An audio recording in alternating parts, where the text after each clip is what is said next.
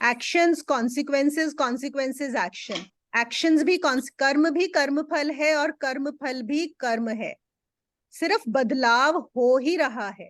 और एक जो भी बदलाव होगा उससे कुछ दूसरा बदलाव होगा। आप देखो, change is the only constant thing, मतलब हर चीज दूसरा एक बदलाव लेकर आ रही है। और इसकी वजह से क्या है, हम क्या समझ पाते हैं, एक और चीज, कि कोई इंडिविजुअल एक्शन भी नहीं होता, there are only series of unending actions. कि क्या कर्म था, ये क्या कर्म फल आया, मैंने ऐसा क्या किया था, मेरे साथ ऐसा क्यों हुआ।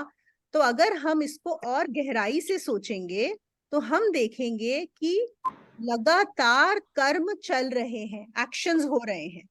अब वो एक्शंस भी हैं और वो कॉन्सिक्वेंसेस भी हैं, वो इंडिविजुअल भी हैं और वो कलेक्टिव भी हैं, है ना। और दोनों भी नहीं है। अगर हम एक तरह से देखें, ना इंडिविजुअल है ना कलेक्टिव है, ना एक्शन है ना कॉन्सिक्वेंस है, बस एक बदलाव है जो हो रहा है, चल रहा है ना। ये थोड़ा सा बुद्धि थोड़ी ज्यादा यहाँ पे खर्च होती है, लेकिन हम इसको भी समझ सकते हैं। तो अगर हम सीरीज ऑफ अनएंडिंग एक्शंस की बात करें तो हम एक दो एग्जांपल्स लेके सोच देख सकते हैं। कि जैसे हमने बात की थी, एक बच्चे का जन्म हुआ या आपने जन्म लिया, यहीं से शुरू किया था कि वो कर्म था कि कर्म फल था।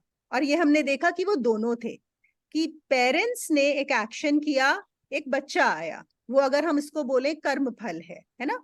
अब वो बच्चा बड़ा होगा, अब वो बड़ा बच्चा होके आगे उसके भी आगे और बच्चे होंगे, उसके आगे और बच्चे होंगे, यही तो चल रहा है कब से। क्या हम देख नहीं सकते, मतलब ये तो हमारे सामने है।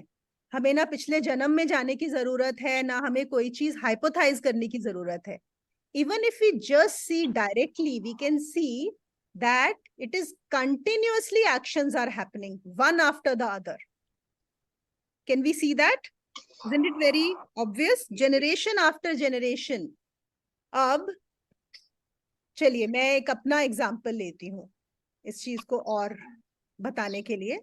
जैसे मैं बोलती हूँ मैंने क्रिया योग में दीक्षा ली, ठीक है। अब जो मैंने क्रिया योग में दीक्षा ली, तो ये इंडिविजुअल एक्शन हुआ, या क्रिया योग में दीक्षा लेने के लिए मुझे किसकी जरूरत थी, कि एक मेरे अंदर पहले तो इच्छा आए कि मैं क्रिया योग सीखना चाहती हूँ। इच्छा आने से पहले भी कुछ होना चाहिए कि मुझे पता लगे कि क्रिया योग जैसी कोई चीज है। उसके लिए क्या हुआ, उसके लिए मुझे एक किताब लगी पढ़ने के लिए, ऑटोबायोग्राफी ऑफ अ योगी। उस बुक को पढ़ने के लिए मुझे एक दोस्त लगी जिसने मुझे वो किताब दी, जिससे कि मैं उस बुक को पढ़ सकूं। अच्छा, अब मैं बुक को पढ़ूं कैसे, किसी ने वो किताब होनी भी चाहिए ना, वो किताब किसी ने लिखी होनी चाहिए, तभी तो मैं पढ़ूंगी उस किताब को। और वो किताब कब लिखी गई थी, 1940s में, है ना। 1940 में योगानंदा जी ने वो एक किताब लिखी जो मुझे 2000 में मिली, 60 साल के बाद मुझे वो किताब मिली। आप देख रहे हैं, उस एक्शन का फल अभी तक चल रहा है। 2000 में मुझे वो किताब मिली, मैंने वो किताब पढ़ी, उसके बाद मैंने क्रिया योग सीखा। अब वो जो उन्होंने किताब लिखी, उस किताब लिखने से पहले भी कितने सारे एक्शन हुए होंगे, वो खुद क्रिया योगी थे। फिर वो जो क्रिया योगी थे उनके लिए भी एक गुरु लगे जिन्होंने उन्हें क्रिया योग सिखाया, है ना। उसके बाद उन्होंने क्रिया योग के बारे में जाना, तभी तो वो किताब लिखी। तो हम अगर पीछे जाते जाएं तो हम देखेंगे कि ये तो एंडलेस है, ये तो अंतहीन है।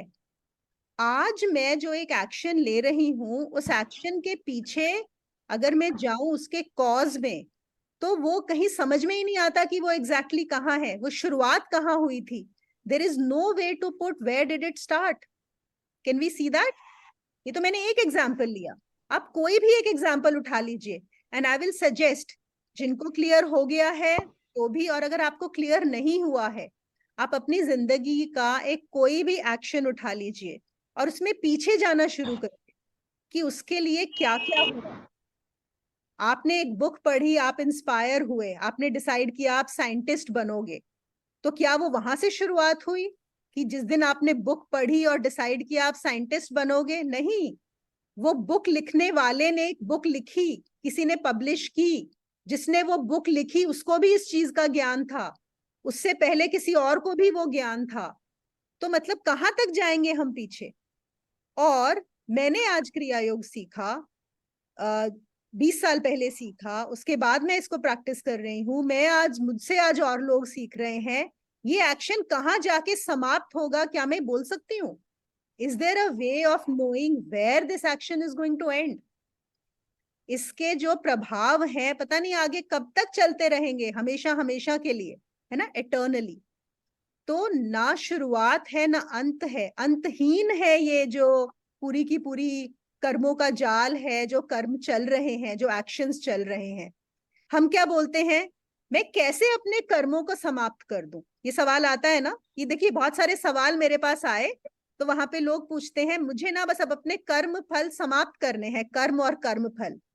अब बताइए क्या वो समाप्त हो सकते हैं? Is it possible? कर्म और कर्म फल, ये जो कर्म का चक्कर चल रहा है, इसको समाप्त कौन कर सकता है? चले ही जा रहे हैं, है ना। आप जो आज इस सेशन के लिए आए हो, आप सोचोगे ये मैंने डिसाइड किया ये सेशन अटेंड करूं, ये मेरा एक्शन है।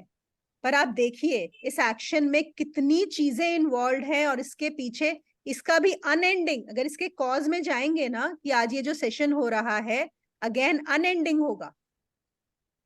क्या हम देख सकते हैं आज ये सेशन क्यों हो रहा है, कितना सारा इस सेशन को कौन ले रहा है, आपको कैसे पता लगा कि आप इस सेशन के लिए आए, फिर जिसने आपको बताया या जैसे आपको पता लगा वो कैसे आए यहाँ पे, है ना। तो अगर हम कोई भी, फिर से आई विल रिपीट, कोई भी आप एक एक्शन उठा लीजिए, आप देखेंगे ना उसकी आपको कहीं शुरुआत मिलेगी और ना उसका कहीं आपको अंत मिलेगा। ना शुरुआत है ना अंत है, it is endless chain of actions which is going on, unending.